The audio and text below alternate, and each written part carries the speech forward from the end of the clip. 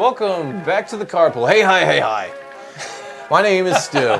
And my name is Kyle. You weren't ready for that. No, I was not. And today ready we're for looking that. at part 3 of Planar Chaos. Yes, this is we going to are. be the money cards. These are the 10 cards that we were not allowed to talk about in our hidden gems section. Money. More songs. Yeah, I know, So, I'm feeling it today. Without waiting any longer, let's go into our number 1. Kyle, who's singing up a tune. Now, you weren't expecting that. I was not. So number 1, Kyle, what do you have coming at us? Number 1 is, am I even allowed to say this on TV? I don't know. Damnation. Yeah. Ooh, Damnation, yes. This is a $32 card. Way to really emphasis, too, for not knowing if we could say it. Yeah, well, it is a 4-mana sorcery, black card, obviously. It also it says, destroy all creatures, they can't be regenerated. So, pretty straightforward. This is just the black version of Wrath of God. It is exactly the same text, exactly the same mana cost, except a different color. And picture. Right. And, well, it's actually kind of reversed, because if you look at the original Wrath of God, it was basically the same picture, but like white instead of black. No. If you invert them, it actually is a little different. Maybe a little bit. Not much, though. That was kind of the point, though, was giving, because white is historically the color with the best board wipes. Typically. Yeah, so they wanted to give... creature-based. Yeah, well, and black has a fair bit, too, and has been getting more as time goes on. Toxic Deluge. But this was their first... This was their first shot at giving black something that was, like, cheap and not overcosted like they generally are. So... Well, they viewed it as like, all right, Wrath of God's fair, we'll give black that same thing. Yeah, in retrospect, it was not a good idea. No, and also because black doesn't need everything, Wizards. Black has access to, like, everything. Stop. But I don't have a problem with it. It is my favorite color, after all. There's so many issues right there with that sentence. But moving on to the number 2 card. This is the second most expensive money card. We are looking at Urborg, Tomb of Yawgmoth. Now, this is around 23 bucks. This is a legendary land that reads, each land is a swamp in addition to its other land types, which means that this also is a swamp. Yeah. Most people actually forget that. This is a classic black card again. It is seen for enabling super amounts of mana with a card called Cabal Coffers. If you've never seen this combo pulled off, it'll make you cringe. Yeah. You pretty much play Urborg. It makes it so that all your lands are swamps. Play Cabal Coffers, you pay 2 mana, and basically you get X black mana to your mana pool, where that is the number of lands in play that you possess. Yeah, and the really sad thing about Cabal Coffers is on its own, it can't make any mana. So you turn it into a land that can just tap for mana on its own, that's great. But then when you turn everything else into a swamp too, that just means you're making basically double your mana every turn, and that's kind of crazy. Pretty close to it. It's very abusable. You can use stuff to untap the lands, everything else like that it goes. It's pretty much a powerhouse in black. Dual colored.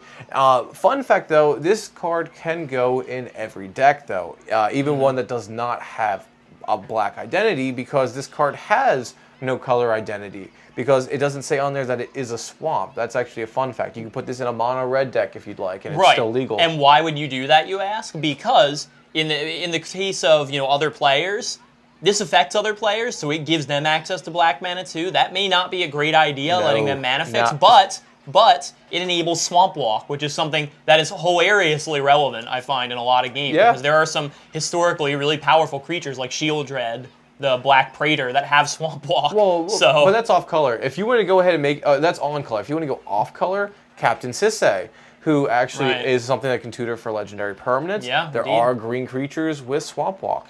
There are. So this is something that could combo with that. Is it worth the $23 to do that? No. But it's still funny that you can do that. Definitely is. So moving on to number 3. Indeed. Number 3, we're sticking in the vein of good black cards, apparently. Got the best of it in this set. Imp's Mischief is our number 3, and this is $9 for a copy of this card. It is an instant that costs 2 mana. Change the target of target spell with a single target. Target. You lose life. You lose life equal to that spell's converted mana cost. So for those who couldn't understand what Kyle's saying, change the target of target spell with a single target. Okay. But this is another one of those weird, color shifted kind of cards. This effect, like the redirect effect, you would normally see in red or blue. Yes. They both have had it at different points. Very but instant. in black, kind of odd, really. Yeah. You know, just very, very strange. But the reason this card is so expensive is specifically because it is so strange. It makes its way into sideboards across various formats just because it is something so outside of Black's wheelhouse that it's normally not prepared to deal with. Yeah. Now it is. Well, also, it's pretty much like a solid way of like a counter almost. Yeah, almost. It's almost Black's counter. Like, I mean, Black has counters, sure, because it's Black. They can do anything. Wizards, stop doing this. But it's almost like another variant of it. It's a little bit more wide in its scope. It's, again, low costed, high dollar costed, but it does more than you'd think it would do. And for that kind of versatility, it warrants its price. Exactly. But moving on to number 4. Now, this is, again, another card you don't see that Black has access to. Yep. It's called Temporal Extortion. It costs around $8 for a sorcery. So what this card does is you can take another turn after this one. Pretty awesome. However, when you play this card, any player may pay half of his or her life rounded up. If a player does, this gets countered. So now Black is getting extra turn cards. Wizards, stop. And only for 4 mana, too, although the quadruple Black is kind of heavy on the mana cost. Very. But, you know, But with you can get Urborg, around Cabal that. Coffers, Magus of the Coffers, any of those other cards that produce crazy amount of Black doubling, it is wild. And this card is especially wild because there's no downside for you. Really? You cast this, it might get countered. What happened? They lost half their life. Yeah, for only 4 mana. So, like, imagine playing this on turn 4. Yeah, like, it's ridiculous. Yeah, like, it kind of is. Honestly, it should be a mythic. It should 100% be a mythic card. I think this was back before they actually did Mythics. It was, but Yeah. today, if it ever got remade, mythic rarity. I agree, yeah. And like you said, there is really no downside to this. Either you're making somebody lose life, or you lose half their life for 4 mana, or you're taking an extra turn for 4 mana. Either way, that's really good. The only thing is in the scope of the game, depending on what time this comes out, if somebody's like on the way out, they'll pay the half the life because like I have 5, I have 2. Yeah, maybe not so great as the game goes on into its later stages, but early on, wow, that's not something you want to have to choose between. Yeah, not at all. Moving on to number 5. And guess what? I bet you didn't see this coming, but it's another Black card. Oh, And this snap. one is another classic sideboard card called Extirpate. Now this is I'm $6 so glad you read that for one. a copy. And 1 mana instant. It has split second, which means as long as the spell is on the stack, players can't play spells or activate abilities that aren't mana abilities. Strong effects. So yeah, it's uncounterable. You can't respond to it. Basically, when you play this card, you know, it's gonna happen and there is nothing that can prevent it. So going back to the ability for a minute, choose target card in a graveyard other than a basic land. Search its owner's graveyard, hand, and library for all cards with the same name as that card and exile them. Then that player shuffles their deck. So, like we've been saying, Black just totally cleaned up in this set in terms of value cards. Yet another Black neutering card that can destroy combo strategies, Now, and that's exactly what it's meant to do. So this doesn't really do much in Commander. No. Except for index that have Black, like Relentless Rats or Shadowborn Apostles. Ironic. But this is a very strong card, for one, being able just to see your entire opponent's strategy. So being able to have everything like at your disposal, go ahead, get out a notepad, write down the stuff that you see the combos that are there, know how to play smart. For 1 mana, that's very strong, even Yes, if it it is. isn't hitting anything. The only real problem with this card is that it relies on the graveyard, and it relies on the fact that somebody may have already played one of the key cards in their strategy, which is not necessarily a great place to be. Right. But then you keep in mind that Black has plenty of discard, and suddenly it doesn't seem so ridiculous. It's low costed, it's Unstoppable. unstoppable pretty much. Like split second is arguably one of the strongest effects in Magic. Definitely. And there's a reason why most cards do not have it. Yeah, I mean, it's one of those, I kind of hope they bring it back, but I also kind of don't. I would. Yeah, it's one of those It things. would be like, miserable. It's like Infect. Sure, you enjoy it when you can win by it. However, facing it, Yeah. another thing. Yeah.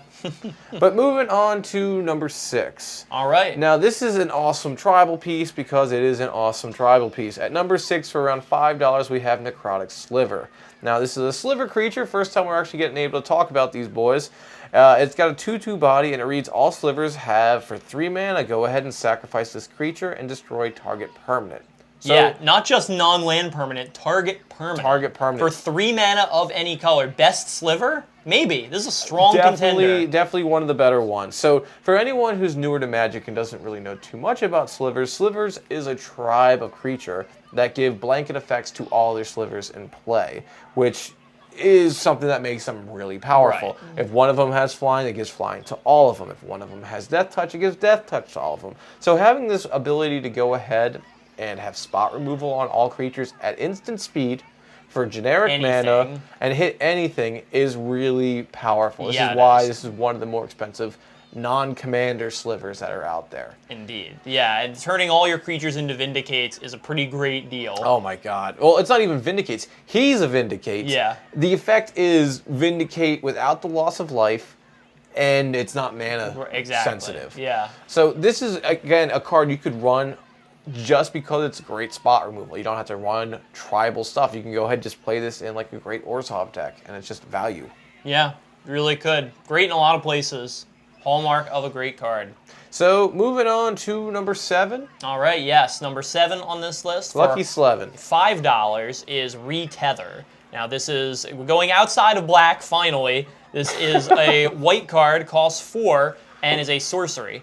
Return each aura from your graveyard to play. Only creatures can be enchanted in this way. And the reason it's worded that way is because when, auras come back from the graveyard or anywhere else, they naturally have to enchant a creature. Yeah. So you can't enchant, you can't enchant lands or other kinds of permanents, because there are enchant lands and things like that. But this is meant specifically for, enchant creature auras. Well, there are, what is it, Power Artifact or whatever it is, the one that goes infinite for blue. Right, You go ahead and do it, and it lowers the activation cost. Goes infinite. People know to hit that card.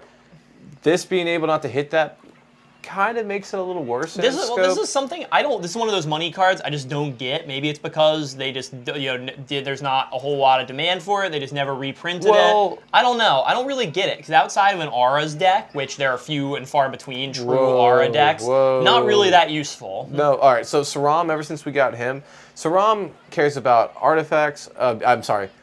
Cares about vehicles, equipments, and auras. So if you are going for a Voltron kind of aura build, you lose your commander, you lose a lot of stuff. You get not 1 for 1, you get like 1 for X, where it is like both the creature and anything that's attached to it. So Zur the Enchanter is a deck that loves having its enchantments pop out, and sometimes they are auras. Being able to recur those and all of them for the low cost of 4 mana is a bargain. I just think there are better options that are more catch-all and less narrow than this. They might cost a little more, but they're still more worth it. Like an Open the Vaults for 6 mana and just get everything back. Yeah, but Open the Vaults is for all players, though, isn't it?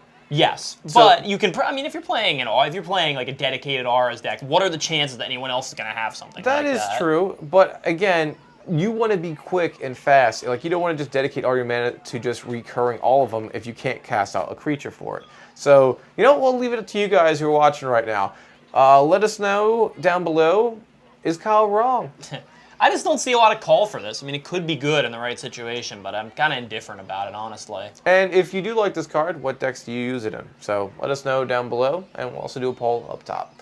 So moving on to number 8, I will be talking about the first blue card on the deck, Kyle. So, for around $4, we're looking at a card called Pongify. It is a 1-drop instant that is blue, and it reads, destroy target creature. It can't be regenerated. That creature's controller puts a 3/3 green ape token into play. This is a very narrow beast within. However, this is very off the color pie for blue. This is a green effect, being able to go ahead and destroy creatures, or not green. It's very white effect. Well, it is sort of green, because it's kind of reminiscent of a Beast Within, or even a Generous Gift. Yeah, it's got those kind of styles, and this is actually the reason for this price tag is you're like, sure, they kill something, they get a token in response.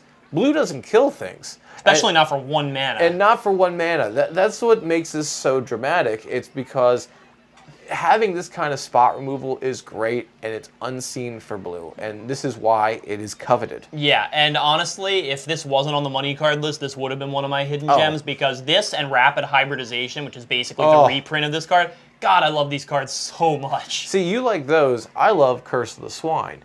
I'm not as hot on that one. I know. You're cold to that hotness.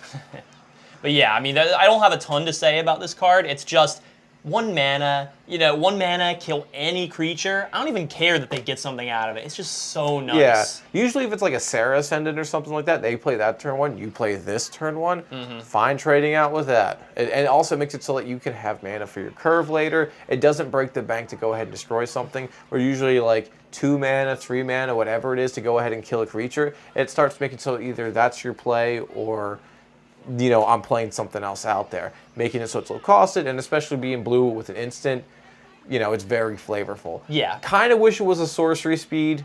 I really do, just to kind of like even it out, but it would still be a very strong card for that regard. I'd still play it, absolutely. But moving on to number 9 now. Yeah, we're actually going to see kind of a reflection of something we were talking about earlier. Number 9 on our list for $4 is Magus of the Coffers. Magus. Now, yeah, you may have guessed that this is a Magus version of Cabal Coffers, which we were just talking about. This is a 5-drop human wizard, a 4/4 as well, and you can tap 2 any mana and itself to give you 1 black mana for each swamp you control. So, what card does that go with? Yeah, exactly. We just talked about Urborg. We just talked about Cabal Coffers. Yeah, because we really needed like a 3rd or 4th or 5th Cabal Coffers in the game, Black, Great. Green should double mana. Why is black doing it? Because black can do anything. That's why it's black good. really can But do this anything. is, I mean, you could argue whether this is better than something like a Cryptghast or an Arcana Revenant. But this is on par with those things. And I think, frankly, this is something that no black deck should be without, really. I mean, it's just, the ramp is just too good. This is the card you run until you get a Cabal Coffers, honestly. Because play them both. Well, Are you kidding me? play them both. However, if you're not sure if the deck works, whatever, this doesn't break the bank. So, I mean, Cabal Coffers has been going up a lot because they don't reprint it, which is good because we don't want to see people use it.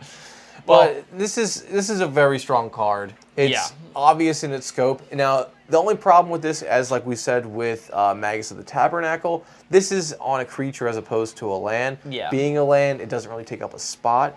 And it's also less vulnerable. Also, you can't use this the turn it comes to play. Right, the tap ability sort of slows it down unless you have, thank you.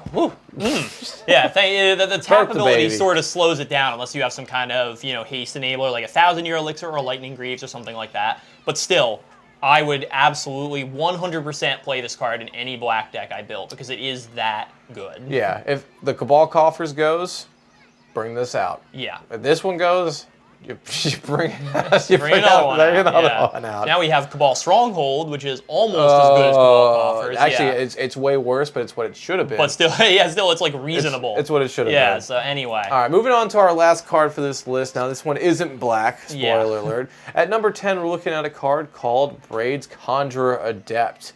Now, we didn't write down the price for this one, so we'll let this be your homework.